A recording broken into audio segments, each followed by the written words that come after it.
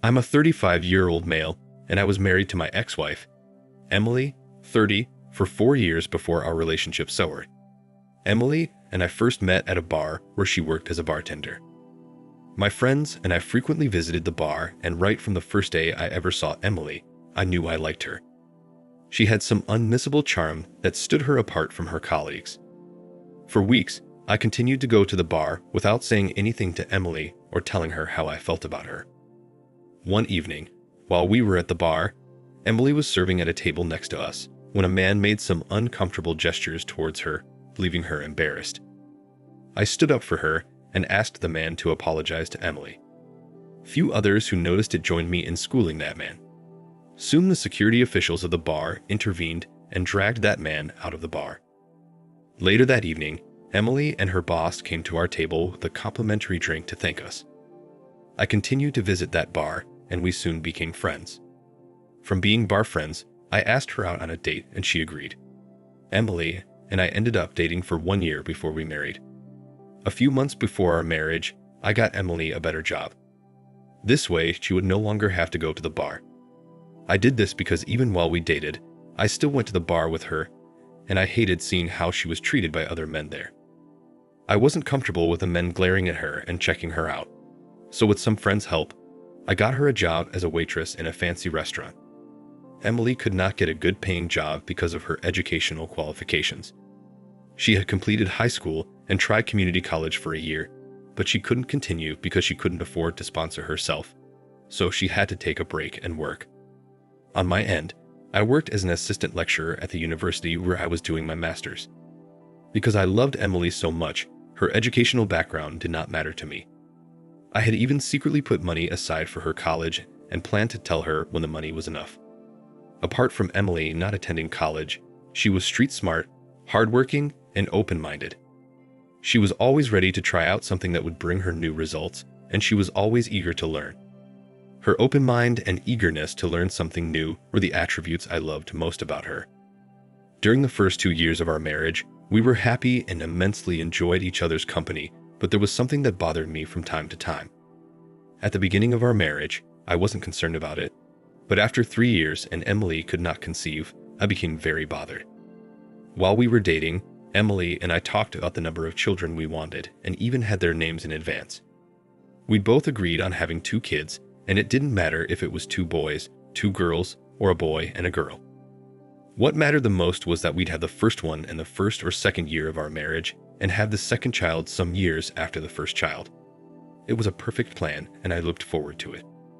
I wanted a situation where my first child would be at least 14 years old when I turned 50 and the second child would either be 10 or 8. But I was worried when the first 2 years of our marriage passed, and we were slowly progressing to the end of the 3rd year without Emily conceiving. She knew I loved children and was aligned with the plan, but sometimes she gave me mixed signals about having a baby. We ran a series of tests, took medication, and did fertility tests. All the tests confirmed that we were both fine, but I still didn't understand why she could not conceive. I couldn't even trust the test results from only one hospital, so we did the test at different hospitals and the results were all the same. When we eventually clocked 3 years together and didn't have a child, this began weighing me down. I had been disappointed so many times in other areas of my life, and I didn't think I'd also be disappointed in the area of having children. By the 3rd year of our marriage, the bond between Emily and I was slowly fading. We no longer spent time together like we used to, and many things changed between us. Those times, we couldn't even have a long conversation without me mentioning the things we would do together once we had a child. And this was a big turn off for Emily. She started complaining that I was more concerned about the future than living in the present.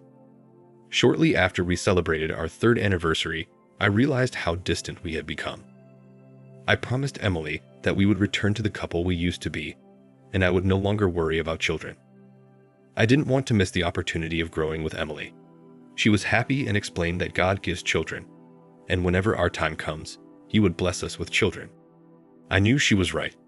As Christians, we both believed that God was the one who gave all the good things to men, including the children, and whenever it was time, He would bless us with kids. I also repeatedly told myself that not having kids did not mean Emily and I were not complete. And with this new consciousness and mentality, I stopped worrying about kids. I started looking for new ways to spice up my marriage and enjoy a life with Emily. It didn't matter to me anymore if we had kids in the future or we didn't. I even nursed the idea of adopting a child later if Emily could not conceive.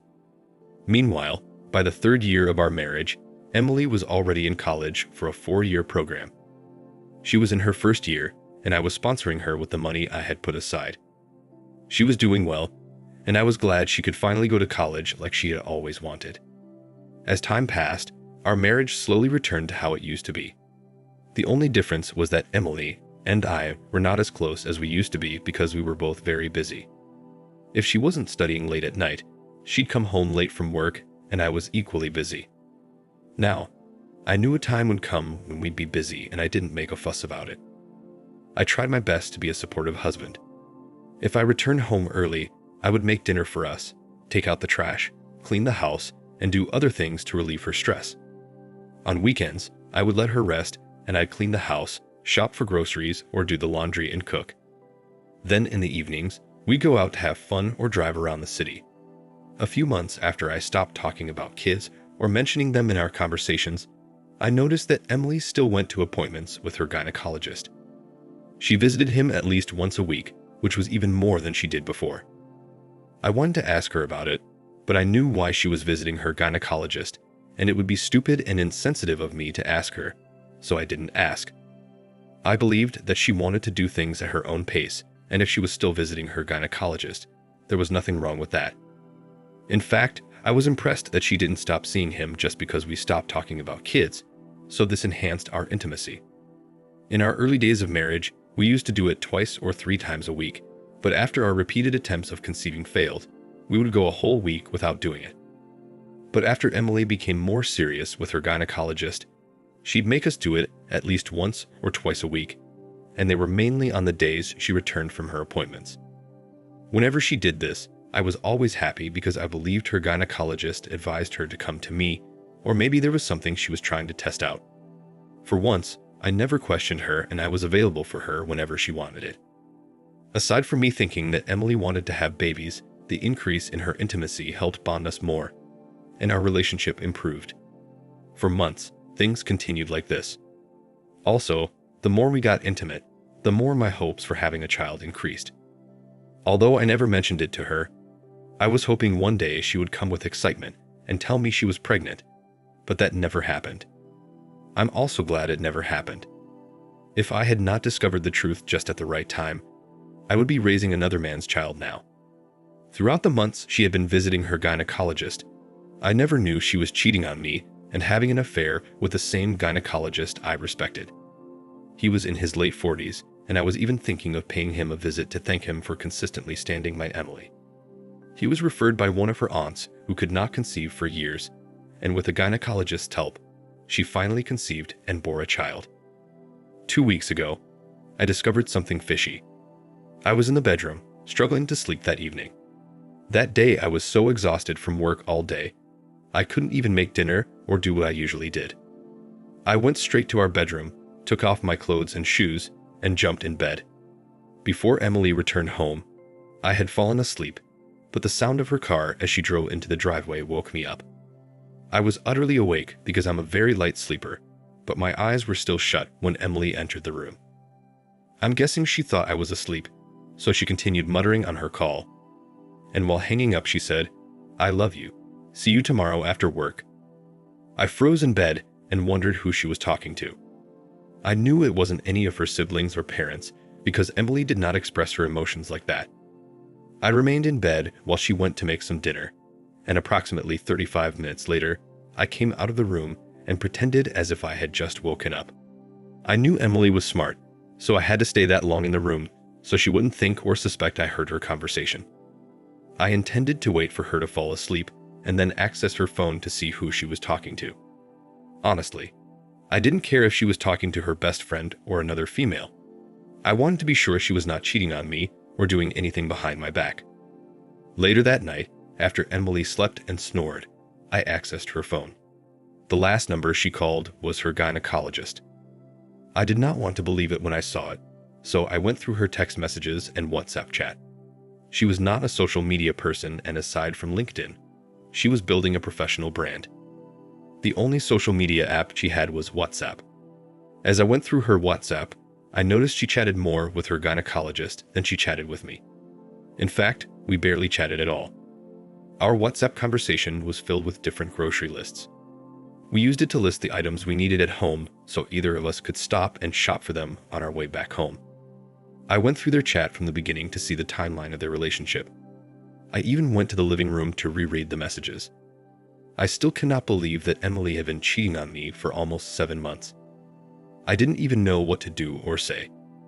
I was so angry at Emily for ruining everything we had worked for. She wasn't even afraid I could stop her college sponsorship because of her infidelity. When I was done crying and washing my swollen red eyes, I took screenshots of their conversation from when they started dating and sent them to my phone.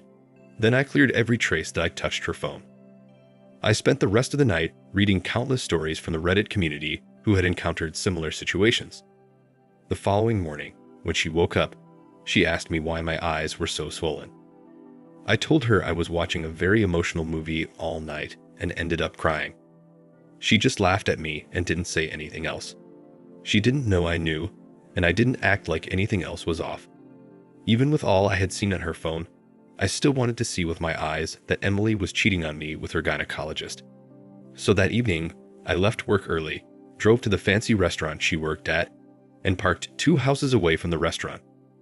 I knew she didn't have classes that day because she told me before she left the house in the morning. Around 7 p.m., Emily finished her shift, and I watched as she got out of the restaurant and entered her car. She drove off immediately, and I tailed her to the hospital. I waited for her to park in the hospital's parking lot and go into the hospital. Once she was in, I parked too and waited for some minutes before I entered the hospital. It turned out that she had an appointment booked with her gynecologist. I had to tell the receptionist that I was Emily's husband. I lied that she had left her phone in the car, and I wanted to give it to her before leaving.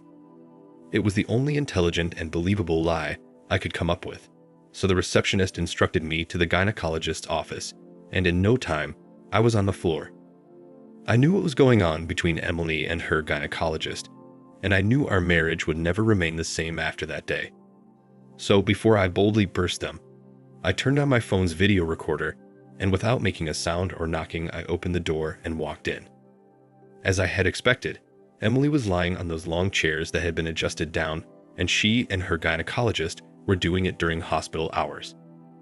I ensured to record it so that she or the judge didn't dismiss my case, saying that it was an examination or something, because a gynecologist does access private parts.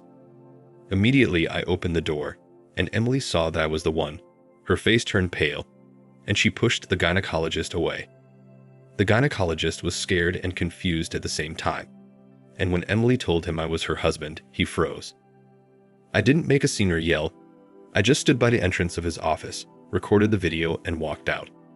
Their reaction confirmed that there wasn't any examination going on, but a foul business. Emily ran after me half naked. When I got into the elevator taking me to the ground floor, she stood there and begged me to listen to her. Her voice was so loud, and people were already coming out of their rooms and offices to see what was happening. I had to fake a smile with the secretary on my way out, and I drove home. When I got home, I texted her and told her not to bother coming home, and that was it. I changed the locks of my house. For 2 weeks, Emily has not come home, but she has been blowing my phone with calls and messages. I did that because I wanted to clear my head. Apart from posting this here, I haven't told anyone about her cheating yet, and it's eating me up from the inside. I have decided that I do not want our marriage again, but before we divorce, I want to punish her and let her feel the pain she put me through. I'm so confused right now, and I don't know what to do. Any suggestions would be appreciated. Now for the first update. Hello everyone. Thank you for your comments and for your suggestions. I'm still shocked that Emily could do this to me after everything I did for her. Emily was always my priority, and I put her needs before mine. I should have taken so many expensive courses to help improve myself, but I didn't take them because I wanted Emily to attend college. I push all my savings to sponsor her. I'm still deeply hurt, and I don't think I'll ever get over the pain she has caused me. So, someone here commented that I'd play with her a bit and make her publicly humiliate herself before I serve her the divorce papers. I think it's the best thing to do, and I have also decided to withdraw all my support from her education. If she wants, she can continue college with her peanut earnings. It's not my business anymore. 3 days ago, I took Emily's call after weeks of not talking to her. When I did, she started crying on the phone and pleaded with me to at least let her come home so that we could talk. I knew she would ask for this, so I told her to come over. She came over 15 minutes after we ended the call, and I let her in. I didn't want it to look like I was pretending, so I expressed my feelings and disappointment calmly, and she went to her knees and apologized to me. She said that she didn't know what came over her and that it would never happen again. She even promised to stop seeing any gynecologist alone if I gave her a second chance. She said that the gynecologist had manipulated her into all these things by saying that I was impotent, and she had to take his help to get pregnant. I questioned her why she didn't discuss this with me when the gynecologist first planted this idea into her mind. She said the doctor had told her not to tell me because it would hurt my male ego. A part of me wanted to believe her, but I also knew that she was not that naive to fall for such a trap. I'll admit that I cried again that day. Seeing her brought back the pain I had that day when I caught her in the act. After she begged for forgiveness, I told her I would only forgive her and take her back if she confessed her cheating to both our parents and how I caught her. When she heard that, she paused, looked at me for a while, then started crying again. She asked if there was no other way, and I told her that it had to be the only way. I thought she would say no, but she didn't. She said she would do anything to restore the relationship. We have picked a date to go to her parents' house and my parents' house for dinner. After that, we'll gather all of her important friends and she will tell them herself how much of a horrible wife she has been. This is the best way to punish her for what she did to me. I will make another update soon, and I cannot wait to see the expression on her face when I serve her the divorce papers. I have already contacted a lawyer, and he is currently processing them. Now for the final update. Hello everyone. So I'd love to announce that Emily did everything we agreed on. But before I tell you how it happened, Emily and I are officially divorced. Yep, I followed the plan, and she got what she deserved. So regarding Emily openly confessing to everyone, we first went to her parents' house for dinner. They were so happy to receive us, but could also sense that something was wrong with Emily. No kidding, she looked miserable, and anyone who saw her could easily tell all was not well. While we were in the middle of the dinner, Emily announced to her parents and siblings who were at home that she wanted to tell them something, and everyone got alerted. Suddenly, she started crying, and in a teary voice, she told her parents that she was cheating on me with her gynecologist, and I caught her. Her parents and siblings were shocked when she said that, and they nearly choked. They all turned in my direction, but I kept a straight face and continued to eat. Her father was the only one who started yelling at her, and the rest of the family could not utter a word. The more her father yelled at her, the more she cried. And after I was done eating, we left together. No one said anything. It was so awkward. I'm sure her parents were shocked to see that both of us come and leave together. The next day, we went to my parents' house and Emily told them the same thing. My parents could not believe it. They knew Emily to be calm and reserved, and she did not look like someone who would do such a thing. They were so disappointed, but they left the decision to me. After we met both of our parents, I was satisfied with the results. I knew her parents were disappointed in her. The looks on their faces and expressions said so. While returning from my parents' house, I dropped her at the motel where she was staying after I discovered her cheating. She expected me to take her home as she had done whatever she was told. I asked her to come home the next morning.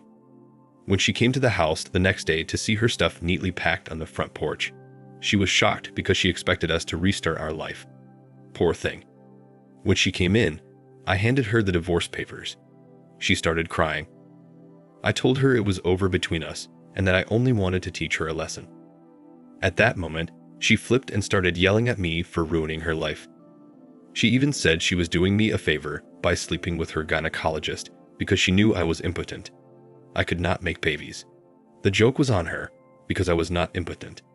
To spite her, I asked her why she had not conceived yet since she was so fertile, and that got to her. She was so pissed and she started throwing things at me. I angrily kicked her out of my house and we officially divorced a week later. I asked for the gynecologist that slept with Emily. I sent the screenshots and video I recorded to the hospital authority. I even posted this on social media mentioning the doctor and the hospital's name. It didn't go well for the hospital administration. He was suspended for doing a patient during the hospital hours. Emily could not even return to him because his marriage and career were ruined because of her. I now feel fulfilled, and I can't thank you all enough for your suggestions. Thank you once again. Thank you for watching. Like, comment, and subscribe if you enjoyed the video. Until next time, I'll see you again. Take care.